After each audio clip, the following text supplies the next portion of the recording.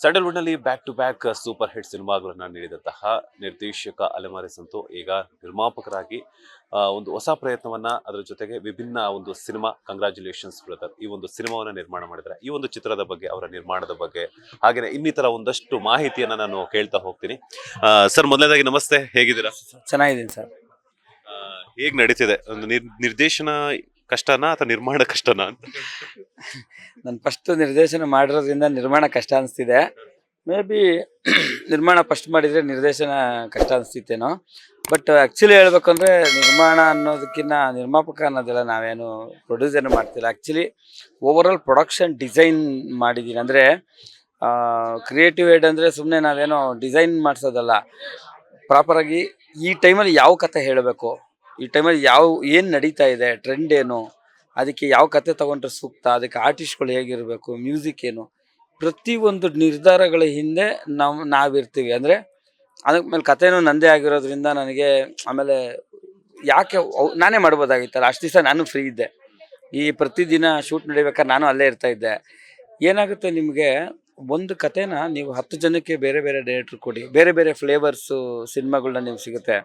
So ನಾನು ಈ ಪ್ರತಾಪು ಮತ್ತು ನಮ್ಮ ರಕ್ಷಿತ್ ಇನ್ನೊಂದಷ್ಟು ಜನ ರೈಟರ್ಸ್ ಟೀಮ್ ಏನು ಅವ್ರನ್ನೆಲ್ಲ ಅಬ್ಸರ್ವ್ ಮಾಡಿದ್ದೇನು ಅಂದರೆ, ಪಕ್ಕ ಈ ಜೆನ್ಸಿ ಯೋಚನೆಗಳು, ಈ ಥರ ಒಂದು ಸ್ವಲ್ಪ ಯೂನಿಕಾಗಿ ಏನೋ ಮಾಡೋವಂಥ ಥಾಟ್ಸ್ಗಳು ಅವರಲ್ಲಿತ್ತು.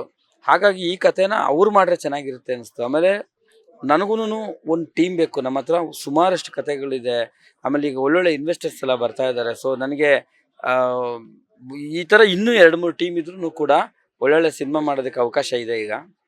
ಸೊ ಹಾಗಾಗಿ ನಾನು ಈ ಟೀಮ್ನ ಇಟ್ಟು ಈ ಕಥೆನ ಮಾಡಿಸ್ದೆ. ಬಟ್ ಒಂದು ಪ್ಲಸ್ ಪಾಯಿಂಟ್ ಏನಂದರೆ, ಈ ಟೀಮಲ್ಲಿ ಯೂಶ್ವಲಿ ನಾನೇ ಡೈರೆಕ್ಟರ್ ಆಗಿರಲಿ, ನನಗೆ ಎಕ್ಸಾಂಪಲ್ಗೆ ವಿಕ್ಟ್ರಿ 2 ಅನ್ನೋ ಸಿನಿಮಾ ನಾನು ಡೈರೆಕ್ಟ್ ಮಾಡಿದ್ದು.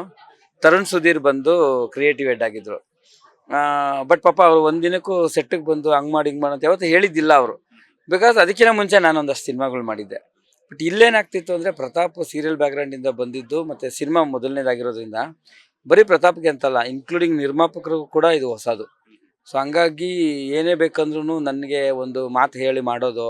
ಆಮೇಲೆ ನಾನು ನನ್ನ ಎಕ್ಸ್ಪೀರಿಯೆನ್ಸಲ್ಲಿ ಏನು ಮಾಡಬಾರ್ದು ಅಂತ ತಿಳ್ಕೊಂಡಿದ್ದೀನಿ. ಏನು ಮಾಡಬೇಕು ಅಂತ ಒಂದಷ್ಟು ಐಡಿಯಾಗಳಿದೆ. ಬಟ್ ಇಷ್ಟು ವರ್ಷ ಬರೀ ಏನು ಮಾಡಬಾರ್ದು, ಯಾವ್ದು ವರ್ಕ್ ಆಗಲ್ಲ ಅಂತ ಗೊತ್ತಾಗಿದೆ. ಅದನ್ನು ಯಾವುದನ್ನು ಇವ್ರಿಗೆ ಮಾಡೋಕ್ಕೆ ಬಿಟ್ಟಿಲ್ಲ.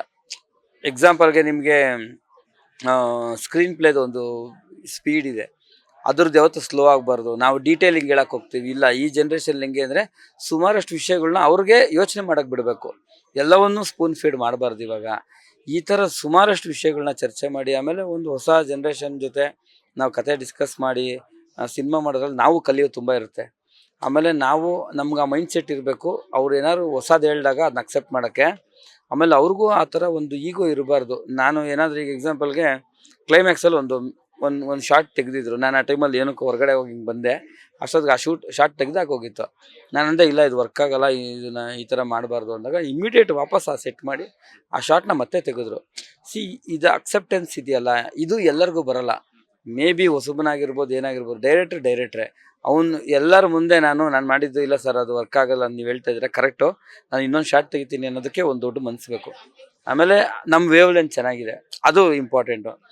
ರಕ್ಷಿ ನಮ್ಮ ಸಿನಿಮಾದ ಹೀರೋ, ಎಲ್ಲ ಹಾಡುಗಳನ್ನ ಅವನೇ ಬರೆದಿರೋದು, 4 ಸಾಂಗ್ಗಳನ್ನ ಅವನೇ ಕಂಪೋಸ್ ಮಾಡಿದ್ದಾನೆ, ಆಮೇಲೆ ಕಥೆಯಲ್ಲಿ ಕೂತಿದ್ದಾನೆ. ಸೊ ಈ ಥರದ್ದೆಲ್ಲ ಕ್ರಿಯೇಟಿವ್ ಐಡಿಯಾಸ್ಗಳೆಲ್ಲ ಅವನು ಮಾಡ್ತಾನೆ. ಸೊ ಹಂಗಾಗಿ ತುಂಬ ವಿಷಯಗಳು ನಮ್ಮ ಟೀಮಲ್ಲಿ ಇಲ್ಲೇ ಆಗೋಗುತ್ತೆ. ನಾವು ಹೊರಗಡೆಯಿಂದ ಯಾರನ್ನೂ ತೊಗೋಬೇಕು ಅಂತಿಲ್ಲ. ಹೋಲ್ ಡೈಲಾಗ್ಸು, ಇಡೀ ಸಿನಿಮಾ ಡೈಲಾಗು ನಾನು, ಪ್ರತಾಪ್, ರಕ್ಷಿತ್ ಮತ್ತು ಇನ್ನೊಬ್ಬ ನಮ್ಮ ರಂಗ ಅಂತ ನಾವು 4 ಜನ ಒಂದು ಹೊರಗಡೆ ಹೋಗಿ ಒಂದು ವಾರದಲ್ಲಿ ಬರ್ಕೊಂಬಂದಿದ್ದು. ಈಗ ಡೈಲಾಗ್ ರೈಟ್ರಿಗಂತ ಸಪ್ರೇಟಾಗಿ ಒಂದೇನೋ ನಾವು ಮಾಡಿದ್ರೆ ಅವ್ನು ಡೈಲಾಗ್ ದುಡ್ಡು ಕೊಟ್ಟಿದ್ದಾರಲ್ಲ ಅಂತ ಅವ್ನು ಇಷ್ಟು ಬರ್ಕೊಡ್ತಾನೆ. ಈಗ ಏನಾಗಿದೆ ಅಂದರೆ, ಕತೆಗೆ ಏನು ಬೇಕೋ ಅಷ್ಟೇ ಇದೆ, ಯಾವ್ದು ಪಂಚಾಗುತ್ತೋ ಅದನ್ನ ಮಾತ್ರ ಬಳಸಿದ್ದೀವಿ. ಈ ಥರ ಒಂದು ಯೂನಿಕಾಗಿ ಏನೋ ಒಂದು ಹೊಸ ಎಕ್ಸ್ಪೆರಿಮೆಂಟ್ ಮಾಡೋಕ್ಕೆ ನನಗೆ ಈ ನಮ್ಮ ರೆಗ್ಯುಲರ್ ಪ್ರೊಡ್ಯೂಸರ್ಗಳು ಈ ಫಾರ್ಮ್ಯಾಟಲ್ಲಿ ಬರೋಲ್ಲ. 2 ಫೈಟ್ ಇಡ್ರಿ ನಾರ್ತಲ್ಲಿ ಸಿನಿಮಾ ಓಡಲ್ಲ ಅಂತಾರೆ. ಆ ಥರ ಏನೂ ಇಲ್ಲ. ಒಂದು ಫೈಟು ಇಲ್ಲದೆ ನಮ್ಮ ಸಿನಿಮಾ ಹುಬ್ಳಿನಲ್ಲಿ ಹೌಸ್ಫುಲ್ ಶೋ ಆಯಿತು. ಎಕ್ಸ್ಟ್ರಾರ್ಡಿನರಿ ಎಂಜಾಯ್ ಮಾಡ್ತಾ ಇದ್ದಾರೆ. ನಾವೇ ಒಂದು ನಮ್ಮನ್ನೇ ಯಾಮಾರಿಸಿದೆ ಸ್ಕ್ರೀನ್. ಏನಂದರೆ, ನಾವು ಡೇ 1ಇಂದ ಹೇಳ್ಕೊಂಬರ್ತಾಯಿದ್ವಿ ಇದು ಜೆನ್ಜಿ ಸಿನಿಮಾ, ಇದು ಕಾಲೇಜ್ ಹುಡುಗರು ನೋಡ್ತಾರೆ ಅಂತ. ಹುಬ್ಳಿನಲ್ಲಿ ಏನಾಯಿತು, ಎಲ್ಲ ಫ್ಯಾಮಿಲೀಸ್ ಬಂದುಬಿಟ್ರು. ನಾನು ಅಂದ್ಕೊಂಡೆ ಅವರೆಲ್ಲ ಎಷ್ಟೋ ಮುಜುಗರ ಪಡ್ತಾರಾ ಅಥವಾ ಏನು ಮಾಡ್ತಾರೆ ಅಂತ. ನಮಗಿನ್ನ ಭಯಂಕರ ಎಂಜಾಯ್ ಮಾಡಿದ್ದಾರೆ. ನೀವು ಆ ಫುಟೇಜ್ ನೋಡ್ಬೋದು. 60-65 ವರ್ಷ ವಯಸ್ಸು ಅದು ಏಜ್ ಆಗಿರೋರೆಲ್ಲ ಈ ಹುಡುಗರು ಕಾಮಿಡಿ ನೋಡಿ ಬಿದ್ದು ಬಿದ್ದು ನಗ್ತಾ ಇದ್ದಾರೆ. ಸೊ ನನಗೆ ಅದೆಲ್ಲ ತುಂಬಾನೇ ಕನೆಕ್ಟ್ ಆಯಿತು. ಆಮೇಲೆ ಕತೆ ಅಂತ ಹೇಳಬೇಕು ಅಂದರೆ, ನಾನು ಯಾವುದೇ ಕತೆ ಮಾಡಿದ್ರು ಮುಂದಕ್ಕೂ ಅಷ್ಟೇ ಒಂದು ಯಾವ್ದಾದ್ರು ಹೊಸ ಪಾಯಿಂಟ್ ಇರಬೇಕು. ಆ ಪಾಯಿಂಟ್ ಯಾವ ಸಿನಿಮಾದಲ್ಲೂ ಬಂದಿರಬಾರ್ದು. ಆ ಥರದ್ದೊಂದು ಹೊಸ ಪಾಯಿಂಟ್ ಇಲ್ಲದೆ ಜನ ಯಾಕೆ ಸಿನಿಮಾ ನೋಡ್ತಾರೆ? ಈಗ ಸುಮ್ಮನೆ ಎಲ್ಲ ಬಂದು ಇದು ಈ ಸಿನಿಮಾ ಥರ ಇದೆ ಅಂತ ಅನ್ನೋಕ್ಕೆ ಈ ಸಿನಿಮಾ ಯಾಕೆ ನೋಡಬೇಕು? ಇವತ್ತಿನ ದಿನ ರೈಟಿಂಗಲ್ಲಿ ತುಂಬ ಕಾಂಪಿಟೇಷನ್ ಇದೆ. ಮಲಯಾಳಂ ಅವರೆಲ್ಲ ದಿ ಬೆಸ್ಟ್ ಸ್ಕ್ರಿಪ್ಟ್ ಮಾಡ್ತಾ ಇದ್ದಾರೆ, ತಮಿಳಲ್ಲಿ, ತೆಲುಗಲ್ಲಿ, ಹಿಂದಿಲಿ, ಇದೆಲ್ಲ ಬಿಡಿ, ಕೊರಿಯನ್ ಸಿನಿಮಾಗಳು ಎಲ್ಲ ಭಾಷೆ ನೋಡ್ತಾ ಇದಾರಲ್ಲ. ಸೊ ರೈಟಿಂಗ್ಗೆ ನಾವು ಆಲ್ಮೋಸ್ಟ್ 1.25 ವರ್ಷ ತೊಗೊಂಡಿದ್ದೀವಿ. ಸೊ ರೈಟಿಂಗ್ ಚೆನ್ನಾಗಾದಷ್ಟು ಬೇರೆ ಏನಕ್ಕೂ ಭಯ ಪಡೋ ಅವಶ್ಯಕತೆ ಇಲ್ಲ. ಬಾಂಡ್ ಸ್ಕ್ರಿಪ್ಟ್ ಚೆನ್ನಾಗಾದರೆ ಶೂಟಿಂಗ್ ಟೈಮಲ್ಲಿ ನೀವು ದೊಡ್ಡ ಮನೆ ತೋರಿಸೋ ಬದಲು ಚಿಕ್ಕ ಮನೆ ತೋರಿಸಿದ್ರು ಅಡ್ಜಸ್ಟ್ ಮಾಡ್ಕೋತಾರೆ. ಬಟ್ ಮಾತಾಡೋ ಮಾತು ವಿಷಯ ಚೆನ್ನಾಗಿರ್ಬೇಕು. ಸೊ ಓವರ್ ಆಲ್ ಜರ್ನಿ ನಾನು ಎಂಜಾಯ್ ಮಾಡಿದೆ. ನಾನು ಒಬ್ಬ ಮೊದಲನೇ ಸಿನಿಮಾನೇನೋ ನಂದಿದ್ದು ಅನ್ನೋ ಥರ ನನಗೆ ಆ ಖುಷಿ ಸಿಕ್ತು ನನಗೆ. ಸರ್ ಈಗ ಓಕೆನಾ ಸರ್, ಈಗ ಏನಂತಂದ್ರೆ ನಿರ್ದೇಶಕರಾಗಿದ್ದಂಥವ್ರು ನಿರ್ಮಾಣವನ್ನ ಮಾಡಬೇಕು ಅಂತಂದಾಗ ಹೊಸ ನಿರ್ದೇಶಕರಿಗೆ ನಾವು ಕಥೆಯನ್ನ ಆಯ್ಕೋಬೇಕು ಅಂದಾಗ, ಈಗ ನೀವು ಶೂಟಿಂಗ್ ಸೆಟ್ ಅಲ್ಲಿ ಏನಾದ್ರು ಚೇಂಜಸ್ ಆಯ್ತು, ನೀವು ಲಾಸ್ಟ್ ಅದ್ಯಾವುದೋ ಒಂದು ಸೀನ್ ನ ಶೂಟ್ ಮಾಡ್ಬಿಟ್ಟಿದ್ರು ಅಂತೆಲ್ಲ ಚೇಂಜಸ್ ಮಾಡಿದ್ರಿ, ಕಥೆಯಲ್ಲಿ ಏನಾದ್ರು ಚೇಂಜಸ್ ಮಾಡಿದ್ರ ನೀವು? ಆತರ ಇಲ್ಲ ಅಂತಂದ್ರೆ ಏನಾದ್ರು ಡೈಲಾಗ್ಸ್ ಅಲ್ಲಿ ಏನಾದ್ರು ಚೇಂಜಸ್ ಮಾಡಿದ್ರೆ? ಬಿಕಾಸ್ ಯಾಕಂತಂದ್ರೆ ನೀವು ಆಲ್ರೆಡಿ ನಿರ್ದೇಶಕರಾಗಿ ಒಂದಷ್ಟು ಹೆಸರುವಾಸಿ ಮಾಡಿದ್ಮೇಲೆ ನೀವು ಒಂದಷ್ಟು ಅನುಭವವನ್ನು ಪಡ್ಕೊಂಡಾಗ ಇದು ಇಲ್ಲಿ ಸರಿ ಹೋಗಲ್ಲ, ಅಲ್ಲಿ ಸರಿ ಹೋಗುತ್ತೆ ಅನ್ನುವಂಥ ಥಾಟ್ಸ್ ನಿಮ್ಗೆ ಇಂದಿರುತ್ತೆ. ಸೊ ಆತರ ಏನಾದ್ರು ಕಥೆಯಲ್ಲಿ ಏನಾದ್ರು ಚೇಂಜಸ್ ಮಾಡಿ? ಇಲ್ಲ, ಆ್ಯಕ್ಚುಲಿ ನಮ್ಮಲ್ಲಿ ಪ್ಲಸ್ ಪಾಯಿಂಟ್ ಏನಂದರೆ, ನಮ್ಮ ರೈಟಿಂಗ್ ರೂಮ್ ಏನಿದೆ, ನಾವು 12 ಜನ ರೈಟರ್ಸ್ ಇದ್ದೀವಿ. ಪೆನ್ ಆ್ಯಂಡ್ ಪೇಪರ್ ಅಂದರೆ ನಮ್ಮ ಹತ್ರ ಇರೋದಷ್ಟೇ, ಪೆನ್ನು ಪೇಪರ್ ಅಷ್ಟೇ. ಸೊ ಸುಮಾರಷ್ಟು ಸ್ಕ್ರಿಪ್ಟಲ್ಲೇ ನಾವು ಟ್ರಿಮ್ ಮಾಡ್ತೀವಿ. ನಮ್ಮ ಟೀಮಲ್ಲಿ 12 ಜನದಲ್ಲಿ ಒಂದು ಮಿನಿಮಮ್ ಏಜ್ ಅಂದರೆ ಒಬ್ಬ ಇದ್ದಾನೆ, 19 ವರ್ಷದವನಿದ್ದಾನೆ ಹುಡುಗ. ಮ್ಯಾಕ್ಸಿಮಮ್ ಯೋಗಾನಂದ್ ಸರ್ ಅಂತಿದ್ದಾರೆ, ಅವರು ಮೇ ಬಿ ಒಂದು 46 ಇರಬೇಕು, 47 ಏನೋ. ಸೊ ಈ ಮಧ್ಯದಲ್ಲಿ ಎಲ್ಲ ಏಜ್ ಕ್ಯಾಟಗರಿಲೂ ಹುಡುಗರಿದ್ದಾರೆ. ಆಮೇಲೆ ನಮ್ಮ ರೈಟಿಂಗ್ ರೂಮಲ್ಲಿ ಏನಂದರೆ ಎಲ್ಲರೂ ಒಂದೇ, ನಾನಲ್ಲಿ ಕೂತರು ಒಂದೇ. ಒಬ್ಬ ಚಿಕ್ಕ ಹುಡುಗ ಬಂದು ಸರ್ ಇದು ವರ್ಕ್ ಆಗಲ್ಲ ಅಂದರೆ ಅದಕ್ಕೆ 2 ದಿನ ನಾವು ತಲೆ ಕೆಡಿಸ್ಕೊತೀವಿ, ಯಾಕೆ ವರ್ಕ್ ಆಗಲ್ಲ. 2 ದಿನ ಆದಮೇಲೆ ನಾನು ಅವ್ನು ಕನ್ವಿನ್ಸ್ ಮಾಡ್ತೀನಿ, ಇಲ್ಲ ಮಗ ಇದೇ ವರ್ಕ್ ಆಗೋದು ಅಂತ. ಇಲ್ಲಾಂದರೆ ಅವ್ನು ಹೇಳೋದು ನಾವು ಒಪ್ಕೊಂಡು ಅದನ್ನ ಚೇಂಜ್ ಮಾಡ್ತೀವಿ. ಅಂದರೆ ಟೀಮ್ ಚೆನ್ನಾಗಿದ್ದಷ್ಟು ರೈಟಿಂಗ್ ಟೀಮ್ ಚೆನ್ನಾಗಿರ್ಬೇಕು ಫಸ್ಟು. ಅದೇನಂದರೆ ಪ್ರಾಪರ್ ಮೋಲ್ಡ್ ಚೆನ್ನಾಗಾಗೋದ್ರೆ ಆಮೇಲೆ ನೀವು ಅದರಲ್ಲಿ ಏನು ಬೇಕಾದರೂ ಇಂಟೀರಿಯರ್ ಮಾಡ್ಬೋದು. ಆ ಥರದ್ದು ಒಂದು ಸೆಟಪ್ ಆಗಿದೆ. ನಾವು ಎಲ್ಲ ಕರೆಕ್ಷನ್ಗಳ್ನೂ ಅಲ್ಲೇ ಮಾಡ್ತಾಯಿದ್ವಿ. ಪ್ರತಿ ಶಾರ್ಟು ಏನು ತೆಗಿಬೇಕು, ನಾನು ಪ್ರತಾಪ್ಗೆ ಹೇಳಿದ್ದಿಷ್ಟೇ, ನಿಮ್ಮಲ್ಲಿ ಏನೇ 1000 ಐಡಿಯಾ ಇರಲಿ, ಎಲ್ಲ ಟೇಬಲ್ ಮೇಲೆ ಡಿಸೈಡ್ ಆಗಬೇಕು. ಅಲ್ಲಿ ಹೋಗಿ ಬೇರೆ ಏನಾದ್ರು ಮಾಡಿದಾಗ ನನ್ನಲ್ಲಿ ಒಂದು ಫ್ಲೋ ಇರುತ್ತೆ. ಸೊ ನಾನು ಬಂದು ಸೆಟ್ಟಲ್ಲಿ ಬಂದು ನಿಮ್ಗೆ ಹಂಗೆಲ್ಲ ಹೇಳಬಾರ್ದು. ಆ್ಯಕ್ಚುಲಿ ಅದು ಡೈರೆಕ್ಟ್ರ್, ನಾನು ಡೈರೆಕ್ಟ್ರ್ ಆಗಿರೋದ್ರಿಂದ ಹಂಗಂತ ಹೇಳಿ ಪ್ರತಿ ಶಾರ್ಟು, ಪ್ರತಿ ಡೈಲಾಗು ಹ್ಞೂ ಹ್ಞೂ ಅನ್ನೋ ರಿಯಾಕ್ಷನ್ದ ಸಮೇತ ಎಲ್ಲವನ್ನೂ ಟೇಬಲ್ ಮೇಲೆ ಫೈನಲ್ ಮಾಡಿ ಆಮೇಲೆ ಸೆಟ್ಗೆ ಹೋಗಿದ್ದು. ಆಮೇಲೆ ವರ್ಕ್ಶಾಪ್ ಆಯಿತು ಸುಮಾರಷ್ಟು ದಿವಸ. ಅನುಷಾ, ಸಂಜನಾ, ರಕ್ಷಿತ್ತು, ನಮ್ಮ ಬೇರೆ ಫ್ರೆಂಡ್ಸ್ ಕ್ಯಾರೆಕ್ಟರ್ಗಳದು ಎಲ್ಲರದು ವರ್ಕ್ಶಾಪ್ ಆಗಿತ್ತು. ನೀಟಾಗಿ ಪರ್ಫೆಕ್ಟಾಗಿ ರೆಡಿಯಾಗಿದ್ವಿ ನಾವು. ಪಾಪ ಪ್ರತಾಪ್ ಅದನ್ನು ಉಳಿಸ್ಕೊಂಡ್ರೆ ಆ ಮಾತನ್ನ, ಏನೇ ಇದ್ರೂ ಸಣ್ಣ ಚೇಂಜಸ್ ಇದ್ದರೂ ಸರ್ ಹಿಂಗೆ ಮಾಡ್ತಾಯಿದ್ದೀನಿ ಅಂತ. ಇದೇನಾಗುತ್ತೆ ಗೊತ್ತಾ, ನಮಗೆ ನೆಮ್ಮದಿಯಾಗಿ ನಿದ್ದೆ ಬರುತ್ತೆ. ಏನಕ್ಕೆ ಅಂದರೆ ನಾವು ಅಂದ್ಕೊಂಡಿದ್ದೆ ಆಗ್ತಾಯಿದೆ ಅಂತ. ಇಲ್ಲಾಂದರೆ ಆ ಟೆನ್ಷನ್ನು ಬೇರೆ ಥರ ಒಂದು ಅಯ್ಯೋ ಅದನ್ನ ಎಡಿಟ್ ನೋಡೋವ್ರಿಗೂ ಸಮಾಧಾನ ಇರಲ್ಲ. ಸೊ ಹಂಗಾಗಿ ಯಾವುದೇ ಒಂದು ಸಣ್ಣ ಬ್ಯಾಡ್ ಇನ್ಸಿಡೆನ್ಸ್ ಇಲ್ಲ, ಯಾವುದೇ ಒಂದು ಮನಸ್ತಾಪಗಳಿಲ್ಲ. ಎಲ್ಲ ಖುಷಿಯಾಗಿ ಲಿಟ್ರಲಿ ಎಂಜಾಯ್ ಮಾಡಿದ್ದೀವಿ. ಎಲ್ಲ ಒಂದು ಟ್ರಿಪ್ ಥರ. ಪಾಪ ಆರ್ಟಿಸ್ಟ್ಗಳು ಅಷ್ಟೇ, ಈ ಕ್ಯಾರವ್ಯಾನು ಈ ಥರದ್ದೆಲ್ಲ ಎಕ್ಸ್ಪೆಕ್ಟ್ ಮಾಡೋವಂಥ ಟೈಮಲ್ಲಿ ಬಿಸಿಲಲ್ಲಿದ್ದರು, ಕಷ್ಟಪಟ್ಟಿದ್ದಾರೆ, ಸುತ್ತಿದ್ದಾರೆ ನಮ್ಮ ಜೊತೆಗೆ. ಇದುವರೆಗೂ ನಾವು ಕರೆದಲ್ಲೆಲ್ಲ ಬಂದಿದ್ದಾರೆ. ಅಂದರೆ ಈ ಥರ ಟೀಮು ನನಗೆ ಸಿಕ್ಕಿರಲಿಲ್ಲ ಮುಂಚೆ. ನನಗೆ ಒಂದು ಕಡೆ ಜಲಸ್ ಆಗುತ್ತೆ, ಅಯ್ಯೋ ನಾನು ಡೈರೆಕ್ಷನ್ ಮಾಡ್ಬೇಕಾದ್ರೆ ಹಿಂಗೆ ಸಿಕ್ಕಿಲ್ವಲ್ಲ ಅಂತ. ಬಟ್ ನನಗೆ ಇಷ್ಟ ಈ ಥರ ಏನೋ ಮಾಡೋದಕ್ಕೆ. ಬಟ್ ಅದಕ್ಕೆ ನಿಮಗೆ ಗೊತ್ತಲ್ಲ, ಫೈನಾನ್ಷಿಯಲ್ಲು ಎಲ್ಲ ಥರ ಸಪೋರ್ಟ್ ಬೇಕು. ಎಲ್ಲ ನಮ್ಗೆ ಸಿಗೋರೆಲ್ಲ ಹೆಂಗೆ ಹೇಳ್ತಾರೆ ಅಂದರೆ, ನಿಂಗೆ ಧ್ರುವ ಪರಿಚಯ, ನಿಮಗೆ ಇವ್ರ ಪರಿಚಯ, ಎಲ್ಲ ಅವ್ರಿಗೆ ಯಾಕೆ ದೊಡ್ಡ ಸಿನಿಮಾ ಮಾಡು ಅಂತ. ನಾನು ಎಲ್ಲರಿಗೂ ಹೇಳೋದೇನೆಂದರೆ, ಸಿನಿಮಾ ದೊಡ್ಡದು ಚಿಕ್ಕದು ಅನ್ನೋದು ಅದರ ಸ್ಕ್ರಿಪ್ಟ್ ಲೆವೆಲಲ್ಲಿರುತ್ತೆ, ಅದರ ಯೋಚನೆಯಲ್ಲಿರುತ್ತೆ, ಬಡ್ಜೆಟಲ್ಲ. ಈಗ ನಿಮಗೆ ಗೊತ್ತು, ದೊಡ್ಡ ಸಿನಿಮಾಗಳು ಬಂದಿದೆ, ಏನು ಕೆಲವೊಂದು ವರ್ಕ್ ಆಗಿರುತ್ತೆ, ಆಗಿರಲ್ಲ. ಚಿಕ್ಕ ಸಿನಿಮಾಗಳು ಬಂದಿರ್ತವೆ, ದೊಡ್ಡ ಯಶಸ್ಸು ಆಗ್ಬಿಟ್ಟಿರುತ್ತೆ. ಇದ್ರ ಡಿಫ್ರೆನ್ಸ್ ಏನು ಅಂದರೆ, ಈಗ ನಾನು ಈ ಟ್ರೆಂಡ್ನ ನಾನು ಅನಲೈಸ್ ಮಾಡಿರೋ ಪ್ರಕಾರ ಇಲ್ಲಿ 2 ವರ್ಕ್ ಆಗ್ತಿರೋದು. ಒಂದು, ಕಾಂತಾರ ಥರ ನೀವು ಒಂದು 150 ಕೋಟಿ ಸಿನಿಮಾ ಮಾಡಬೇಕು ಅಂದರೆ ಗ್ರ್ಯಾಂಜುವಲ್ ಆಗಿ ಅಂದರೆ ಕಣ್ಣಿಗೆ ಹಬ್ಬ ಕೊಡಬೇಕು, ಅಷ್ಟೇ ಸ್ಟ್ರಾಂಗ್ ಆಗಿರೋ ಒಂದು ಮೆಸೇಜ್ ಅದರಲ್ಲಿ ಹೇಳಿದ್ದಾರೆ.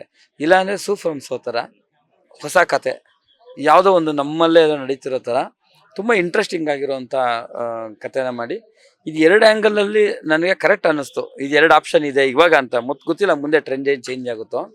ಬಟ್ ನಮ್ಮ ಸಿನಿಮಾದಲ್ಲಿ ನೀವು ಎಲ್ಲೂ ನೋಡಿದಿರೋ ಒಂದು ವಿಜುವಲ್ ಇದೆ. ಇದು ಆ ಒಂದು ಓಪನಿಂಗ್ ಶಾರ್ಟೇ ಹೇಳುತ್ತೆ ಇದು ಹೊಸ ಸಿನಿಮಾ ಅಂತ. ಸೊ ಹಾಗೆ ನಾವು ನಂಬಿದ್ದೀವಿ.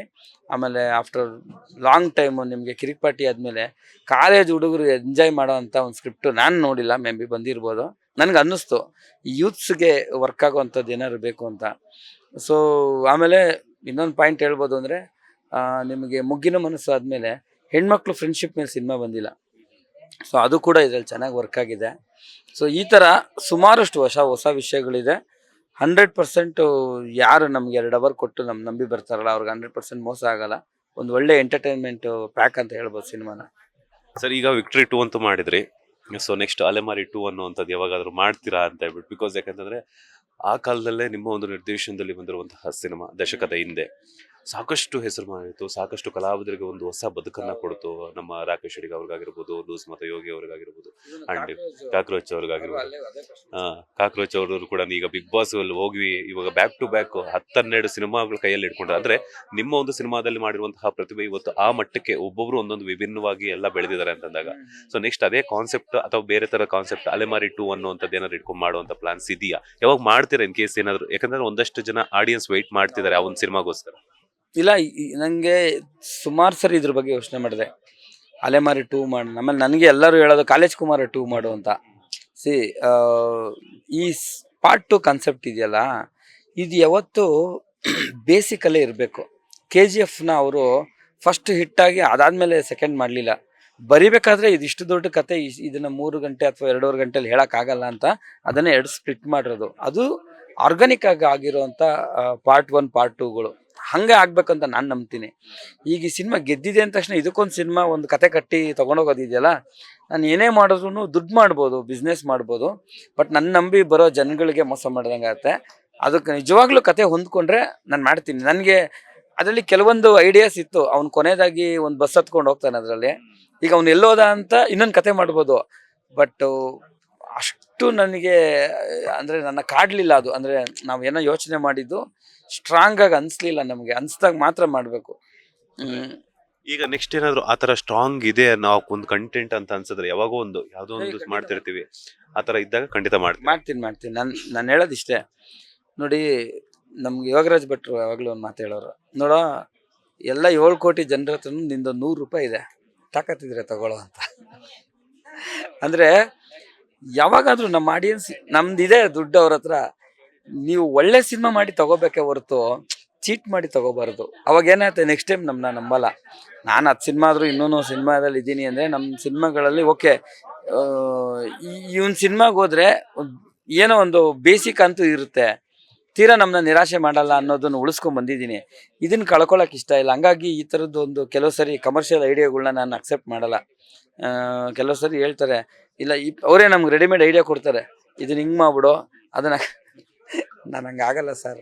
ಅದೇನಂದರೆ, ಒಂದು ಕತೆ ಅನ್ನೋದು ಒಂದು ಮಗು ಹುಟ್ಟಿ ಹೆಂಗೆ ಅದೊಂದು ಪ್ರೋಸೆಸ್ ಆಗುತ್ತಲ್ಲ, ಆ ಥರ ಅದು ನಮ್ಮಲ್ಲೇ ಒಂದು ಮಾಗಬೇಕು. ಅದು ಚೆನ್ನಾಗಿ ನಮಗೆ ಅನಿಸ್ಬೇಕು, ಅದು ನಾವು ಎಂಜಾಯ್ ಮಾಡ್ಬೇಕು. ಶೂಟ್ ಮಾಡ್ಬೇಕಾದ್ರೆ ಕನ್ಫ್ಯೂಸ್ ಆಗಬಾರ್ದು.